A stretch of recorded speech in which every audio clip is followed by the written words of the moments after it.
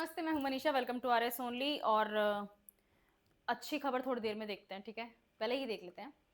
Rupee dollar के against fall हुआ है और इतना स्पेक्टैक्युलर फॉल हुआ है, 90 रुपए क्रॉस किए हैं। और अब मैं एक भविष्यवाणी करती हूँ, नेक्स्ट ईयर अगर इंडिया अमेरिका के साथ में कोई फ्री ट्रेड एग्रीमेंट साइन नहीं कर पाता है या फिर ब्लैंकेट फ्री ट्रेड एग्रीमेंट नहीं मिलता है बहुत सारे कंट्रीज के साथ में एक साथ, तो आई एम अज्यूमिंग हम 100 रुपीज़ का मार्क क्रॉस करेंगे next year by the end of November, October November. नहीं होना चाहिए, पर ठीक है। रुपी फॉल होता क्या है, डॉलर के अगेंस्ट ट्रेड का मतलब क्या है, और ये जो 90 रुपीज़ का जो मार्क क्रॉस किया है इंडियन रुपी ने, एक्चुअली इसके प्रॉब्लम्स क्या हैं, इसके कुछ बेनिफिट्स हैं भी या नहीं हैं। बहुत बेसिक इकोनॉमिक्स से समझना शुरू करते हैं। इस तरह की हेडलाइंस लगभग हर न्यूज़पेपर में थी कल और परसों तक की। ये आज का है, अभी थोड़ी देर पहले का है, मैंने निकाल के खुद ही लगाया है इसको। 90.12 पे, सॉरी हाँ, 90.12 रुपीज़ अगेंस्ट $1। यही था कल हेडलाइन, राइट। और आज इस वक्त एज ऑफ राइट नाउ ये रेट चल रही है 89.96। बहुत एक्सट्रीम एक्सट्रीम हाई है। ऐसा क्यों हुआ है और ऐसा होता क्या है, बहुत बहुत सिंपल सी बताती हूँ। ये थोड़ा सा हिस्ट्री है। पहले इसको देख लेते हैं। 1947 में जब इंडिया आज़ाद हुआ था तो 3.5 रुपए, 3.25 रुपए के आसपास हुआ करता था $1। उसके बाद में 1991 में लिबरलाइजेशन क्राइसिस। अब यहाँ पर क्राइसिस इसलिए लिखा है मैंने क्योंकि वो क्राइसिस ही था। एक वो वाली बात होती है ना, कनपट्टी के ऊपर बंदूक रख के बोलते हैं चल साइन कर, ये वही वाली हरकत हुई थी। हम अपनी इकोनॉमी को नहीं संभाल पाए। The then government could not foresee the problems that we were facing economically, financially. तो आईएमएफ ने लिटरली हमें वार्निंग दी कि अगर आप ये नहीं करेंगे तो आपके साथ में हम ये कर देंगे। तो लिबरलाइजेशन, प्राइवेटाइजेशन, ग्लोबलाइजेशन, जिसको न्यू इकोनॉमिक पॉलिसी बोलते हैं, वो हमें करना पड़ा। एलपीजी रिफॉर्म्स बोलते हैं ना, तो ये क्राइसिस की तरह था। और जब अपन एलपीजी रिफॉर्म्स लेकर आए तो डॉलर मजबूत हो गया और रुपी को 17 से 22 रुपीज तक का झटका देखना पड़ा अगेंस्ट $1। नेक्स्ट 2000 में बहुत सारे वॉर्स झेल रखे थे इंडिया ने, सैंक्शंस भी लगे थे इंडिया के ऊपर, राइट। उसके बाद में रुपी वॉज 44 रुपीज एंड 31 पैसा अगेंस्ट $1। और ये क्यों होता जा रहा है, क्यों? क्योंकि हमारे पास में इन्फ्लेशन डिफरेंशियल है। मैं एक इंटरेस्टिंग बात बताती हूँ आपको। अब ठीक है, इकोनॉमिक्स ऐसी ही होती है बट कुछ एक्सपीरियंस डिफरेंट होता है। इंडिया में अगर आपके हाथ में 500 रुपए हैं तो आप भर पेट कम से कम 2-3 लोग खाना खा सकते हो, लोअर इनकम ग्रुप की अगर अपन बात करते हैं तो, राइट। अगर अमेरिका में आपके पास में $5-6 होते हैं, $7 होते हैं, तो आप खाना खाना तो भूल जाएंगे। आपको एक वो मिलेगी, आइसक्रीम मिल जाएगी, 1 कोन, और may be 1 hot dog which is not filling, right. It's not nutritious, it's not filling. तो अगर इन्फ्लेशन डिफरेंशियल्स की बात करोगे, परचेसिंग पावर पैरिटी की बात करोगे, तो इंडिया एक्चुअली स्ट्रॉन्ग पोजिशन पे होता है। इट डज नॉट मीन कि इकोनॉमिक्स उसको सपोर्ट नहीं करती, करती है। लेकिन अभी कल की ही बात है, आई थिंक प्रेसिडेंट पुतिन ने भी बोला है कि परचेसिंग पावर पैरिटी में India is excelling the market. दुनिया में सबसे बढ़िया परचेसिंग पावर पैरिटी में से आई थिंक नंबर 3 पे इंडिया है। But that's what it means. आप पेपर पे जब अपन आ जाते हैं तो इन्फ्लेशन डिफरेंशियल जो है वो गलत माना जाता है। इसके अलावा होता है ट्रेड ओपननेस। इंडिया बहुत ज्यादा मार्केट दुनिया के लिए खुला हुआ है, हमारा सामान खुद हम नहीं खरीद रहे, नहीं खरीद रहे। दिवाली के दिए, जो प्लास्टिक दिया होता है, ठीक है, वो चाइना बेच रहा है हमें। चाइना में दिवाली नहीं मनाई जाती। चाइना ने पूरी की पूरी इंडस्ट्री क्रिएट कर ली कि इंडिया का मार्केट एक्सेस कर सके। तो ट्रेड की ओपननेस इंडिया को नुकसान पहुंचा रही है। और जो भी एक्सटर्नल शॉक्स होते हैं because of LPG reforms, because of globalised world, because of the interconnected economies of the world, जो भी बाहर शॉक लगता है उसको इंडिया को भी फेस करना पड़ता है। तो यही प्रॉब्लम होती है इंटरकनेक्टेड इकोनॉमीज की भी, जो कि जरूरी भी है। लेकिन अब वही बात है कि मतलब नुकसान तो झेलना पड़ेगा, राइट। नेक्स्ट, और 21st सेंचुरी में अपन को ये बहुत ज़्यादा डिफरेंस इसलिए देखना पड़ा है, बहुत ज़्यादा रुपये का डिप इसलिए देखना पड़ रहा है बिकॉज ग्लोबलाइज्ड इकोनॉमी है। कहीं पे कोई छोटा मोटा वॉर भी अगर हो जाता है तो एक जगह का मार्केट गिरता है और सेंसेक्स इंडिया का अपने आप ही दुख में चला जाता है। तो वो वाली प्रॉब्लम है। पिछले 5 सालों में जब कोविड आया था तब अपन 74 पे थे। एंड आई रिमेंबर लॉकडाउन के टाइम में ये न्यूज़ आई थी कि अरे रुपये गिर गया है, 72-73 के आसपास हो गया है। डैम इट, इट्स 90 रुपये राइट नाउ, ठीक है। तो क्या हुआ था कि कोविड-19 के कारण बहुत ज़्यादा कैपिटल जो इंडिया में थी वो फॉरेन इन्वेस्टर्स ने रिमूव कर ली, उन्होंने निकाल ली। तो अपना मार्केट फॉल आया था, ठीक है, जिसके कारण रुपी 76.8 तक गया था। आरबीआई ने स्टेबलाइज कर दिया था और इसमें बहुत ज़्यादा बेनिफिट हुआ था क्योंकि कोई भी कमर्शियल एक्टिविटी नहीं हो रही थी कुछ टाइम तक, लोग कुछ खरीद नहीं रहे थे, राइट। तो वो जो कमर्शियल एक्टिविटी रुकी, वो जो कंजम्पशन इकोनॉमी को जो ब्रेक मिला है, उसके कारण थोड़ा सा स्टेबलाइजेशन देखने को मिला था और आरबीआई ने रेपो रेट को भी कट किया था। मैं भी एक्सप्लेन करती हूँ क्या होता है, ये समझ में आया। नेक्स्ट, 2021 में कोविड रिकवरी हो रही थी, जिस टाइम याद है सेंट्रल विस्टा की खबर आई थी कि सेंट्रल विस्टा में सरकार ने कितने लगा दिए? 20,000 करोड़ लगा दिए। That was a brilliant economic activity. और ठीक है, प्रोटेस्ट करो, जो भी तुम्हें अच्छा लगता है, बुरा लगता है, कोई फर्क नहीं पड़ता। बट जब इस तरह की हजारों हजार करोड़ की इकोनॉमिक एक्टिविटी होती है तो आपकी जो ठहरी हुई इकोनॉमी है, क्योंकि लॉकडाउन लग गया था, एवरीथिंग वाज शट डाउन, उसको एक हल्का सा पुश मिलता है, बूस्ट मिलता है। 20,000 करोड़ का सिर्फ सेंट्रल विस्टा, राइट। उसके अलावा बहुत सारी बिल्डिंग्स हैं, बहुत सारी जॉब्स लगती हैं, बहुत सारे इसमें ट्रांजेक्शन होते हैं, एवरीथिंग हेल्प्स। तो उसके कारण थोड़ा सा बेटर हुआ था। उसके अलावा रेमिटेंसेज में बहुत ज़्यादा बूस्ट आया था।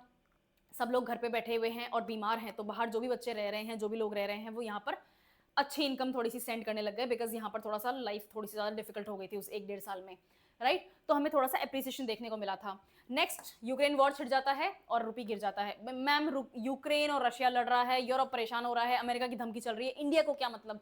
इंडिया को मतलब है इससे ऑयल, राइट। जब यूक्रेन वॉर छिड़ जाता है तो रशिया के ऊपर बहुत सारे सैंक्शंस लग जाते हैं, और रशिया दुनिया का one of the largest oil suppliers है। तो रशिया के ऑयल के ऊपर सैंक्शंस लग गए, एम्बार्गो लग गया, तो ऑयल में ऑयल एक तरह से महंगा हो गया, क्योंकि जब सऊदी अरेबिया हो गया, कतर हो गया, इराक वगैरह हो गए, ये सब हो गए, इन्होंने देखा कि एक मार्केट नया बंद हो गया, एक प्रोड्यूसर बंद हो गया रशिया, दूसरे प्रोड्यूसर के ऊपर सैंक्शंस लगे हुए हैं वेनेजुला, तीसरा प्रोड्यूसर ईरान, उसको भी कोई खास मार्केट में भाव नहीं मिल रहा है बिकॉज अमेरिका के सैंक्शंस हैं। तो क्यों ना अपन तीनों चारों मिलके ऑयल को महंगा कर दें, अच्छा बढ़िया पैसा कमाने का मौका है, और यही हो गया। तो आपका ऑयल महंगा हो गया, और यहाँ पर 80 रुपीज़ का मार्क इंडियन रुपी ने क्रॉस कर लिया। 2023 यूएस ने फेड रेट्स अपनी हाइक कर दी, जैसे अपने ये रेपो रेट होती है, तो यहाँ पर फेड रेट होती है, हाइक कर दी। डॉलर कम हो गया मार्केट से, जब डॉलर मार्केट से कम हो जाएगा तो रूपी अपने आप ही महंगा हो जाएगा। क्यों? क्योंकि ज्यादा पैसा आपको खर्च करना पड़ेगा $1 खरीदने के लिए, क्योंकि डॉलर तो कम है, राइट। महंगा, डॉलर महंगा हो गया है ना। तो यहाँ पर टेक्निकली रूपी फॉल नहीं हुआ था, यहाँ पर एक्चुअली डॉलर एप्रिशिएट हो गया था।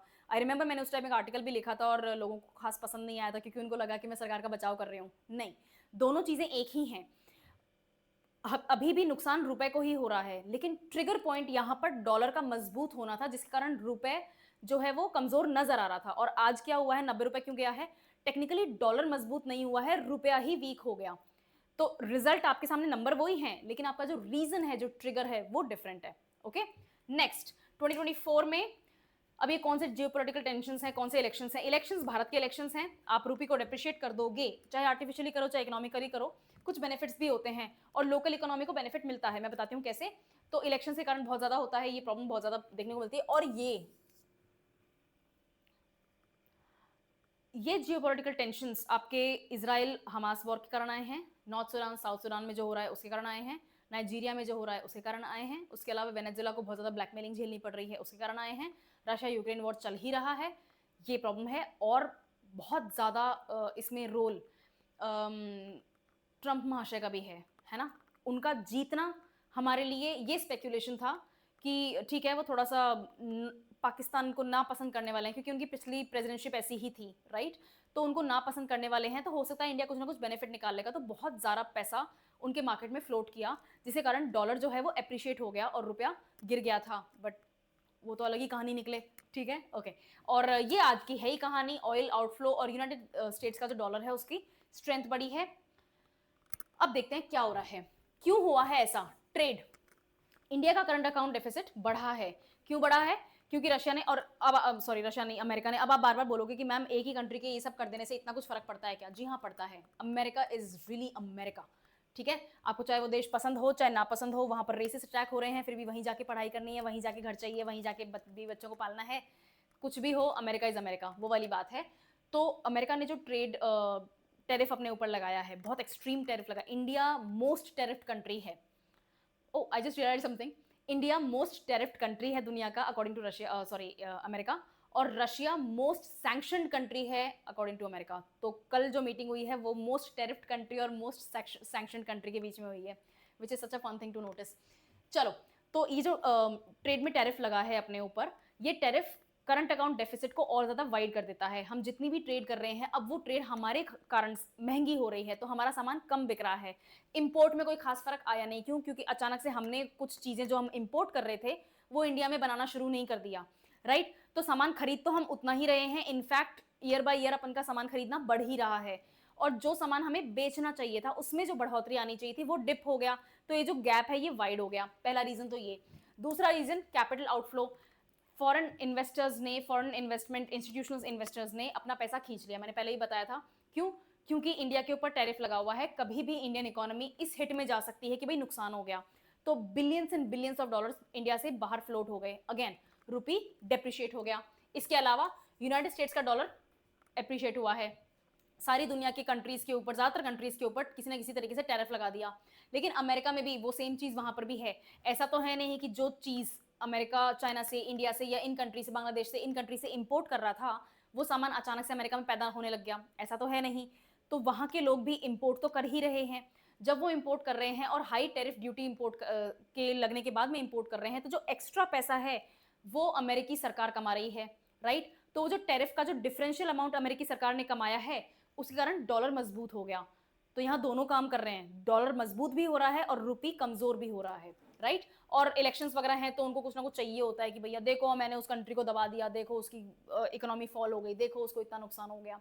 तो इलेक्शंस काम करते हैं। इसके अलावा इंडियन गुड्स के ऊपर टैरिफ मैंने बता ही दिया। और इंडिया यूएस के ऊपर अभी तक उम्मीद ये थी कि एक ना एक कोई ना कोई ट्रेड डील आ जाएगी, लेकिन वो महाशय जो है वो एडमेंट हैं, ये बोल रहे हैं कि नहीं तुम तो मेरा कॉर्न खरीदो, तुम तो मेरा genetically modified uranium enriched meat खरीदो, हमें नहीं खाना भैया तुम्हारा वाला इतना अजीब टाइप का, इतने बड़े बड़े मुर्गे नहीं होते हैं दुनिया में, तुम ही खाते हो, पता नहीं कहाँ से लाते हो।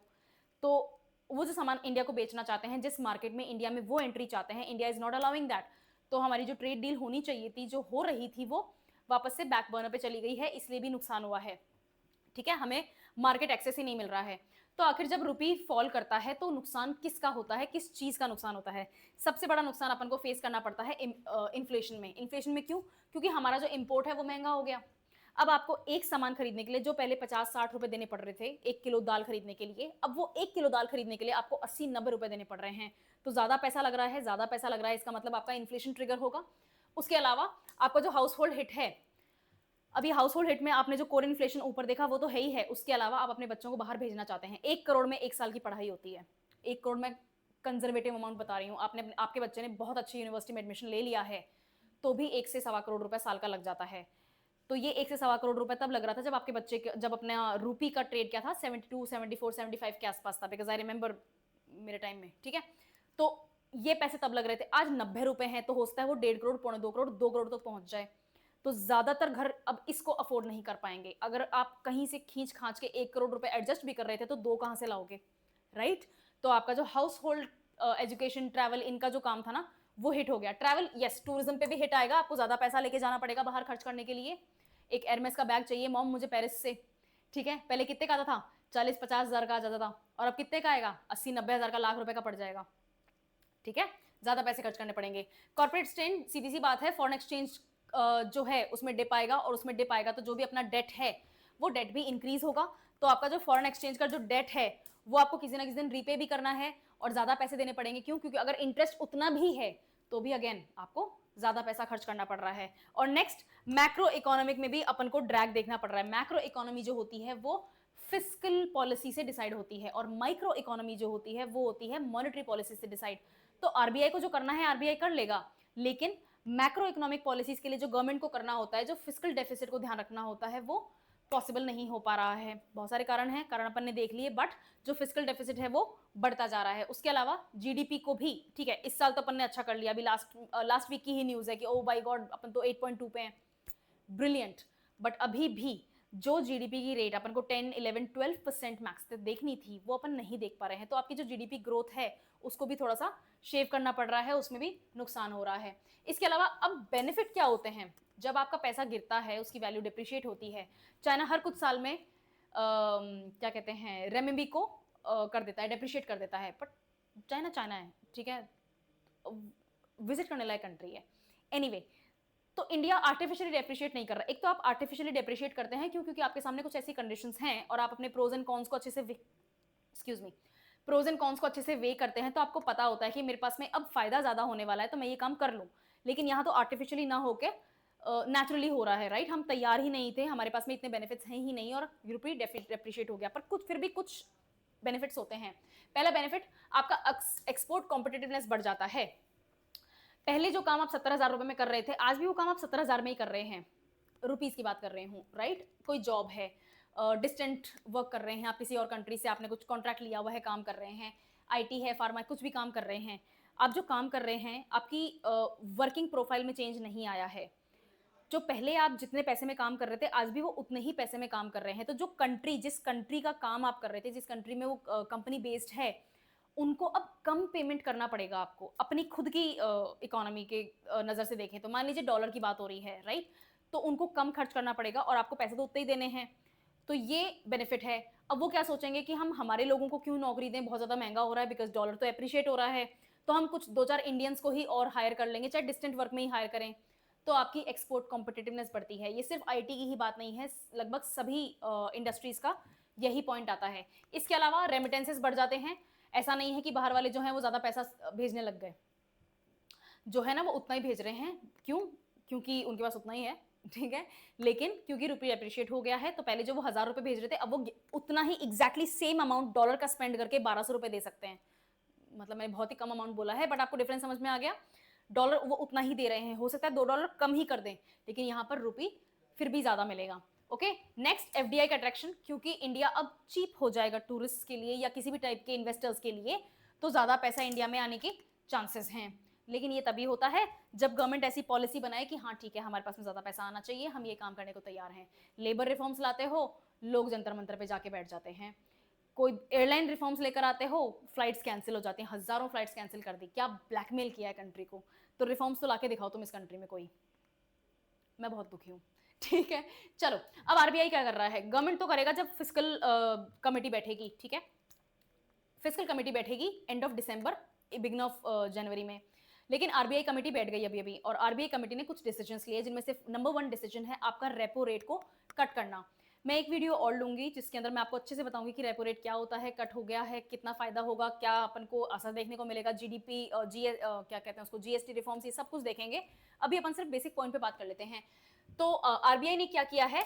रेपो रेट को कट कर दिया है। फर्स्ट स्टेप, जिसके कारण अपन का इन्फ्लेशन कंट्रोल आएगा, जो इन्फ्लेशन बढ़ सकता था रुपये के डेप्रिशिएट होने पर। नेक्स्ट, अपन ने फॉरेन मार्केट में डॉलर को सेल कर दिया, तो हमारे पास में ज्यादा पैसा आ गया। ज्यादा पैसा आएगा तो लिक्विडिटी आएगी, लिक्विडिटी आएगी तो अगेन लोगों के हाथ में पैसा आएगा। अगेन ये सेम चीजें हैं कि अपन जो भी एक्सचेंज होते हैं, जो भी ट्रेजरी बिल्स वगैरह हो गए, जो आपके इंटरनेशनल करेंसी एक्सचेंजेस होते हैं, उनको अपन सेल कर रहे हैं, वो सेल कर देंगे। अगेन जितना ज्यादा सेल करेंगे, रुपये अपन के पास में उतना ही ज्यादा आता जाएगा। अपन डॉलर्स को मार्केट में डॉलर को बढ़ाएंगे। अगर इंडिया, जितना भी इंडिया के पास में डॉलर है, अगर इंडिया उस सारे डॉलर को बाहर निकाल देता है, मार्केट में, ओपन मार्केट में बेच देता है, तो मार्केट में डॉलर ज्यादा हो गया। अगर डॉलर ज्यादा हो जाएगा तो डॉलर क्या होगा? इजीली अवेलेबल होगा, डॉलर की डिमांड कम हो जाएगी, डिमांड कम होगी तो डॉलर की प्राइस कम हो जाएगी, डॉलर की प्राइस कम होगी तो रुपये में एप्रिसिएशन देखने का मौका मिल सकता है, ठीक है। ऐसे सामान की तरह देखो, करेंसी को समझना है, उसको सोचो कि कोई गुड है ना, कोई सामान है। 2 किलो दाल इमेजिन कर लो, ओके। नेक्स्ट, और गवर्नमेंट यही है, गवर्नमेंट के पास में इस वक्त तो यही है कि आप कोई ना कोई फ्री ट्रेड एग्रीमेंट पुश करें, स्पेशली अमेरिका के साथ में। और जो भी अपने पास में टेरिफ लगे हुए हैं, उनके अंदर कुछ कर्व होना चाहिए, वो नहीं भी होता है। उसके अलावा गोल्ड स्कीम्स रन करनी पड़ेंगी, और इंडिया ने जो gold sovereign gold bond launch किया था, उसके तो 12 बजी हुई अभी, लाख रुपए के आसपास आपका गोल्ड चल रहा है, तो कैसे पॉसिबल है? एनीवे, और जो फिजिकल डिसिप्लिन है, यानी कि स्टेट्स का जो फिजिकल डिसिप्लिन है, यानी कि आपका जो रेवेन्यू रिसीट्स हैं, वो आपको बढ़ाने पड़ेंगे, रेवेन्यू एक्सपेंडिचर आपको कम करना पड़ेगा। आई एम अज्यूमिंग कि अभी तक आपको इतनी चीजें मेरे बारे में बोलते बोलते, बार बार बोलते बोलते समझ में आ गई होंगी, ठीक है। तो ये सारी चीजें आपको करनी पड़ेंगी, और आपका रुपी जो है वो अप्रिशिएट हो जाएगा। ये जो हेडलाइन है, जब ये आई थी तो बहुत तगड़ी वाली वायरल हुई थी कि बताओ कंट्री नहीं संभल रहा है। हाँ भी और ना भी, दोनों चीजें हैं। चलो, I will see you in the next video. Thank you.